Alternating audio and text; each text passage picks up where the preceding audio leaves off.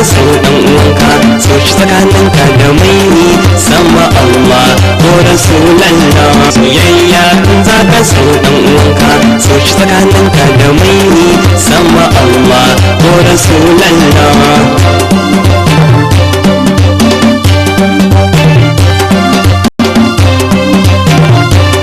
Soyayya in za ka so dan uwanka so shi tsakaninka da mai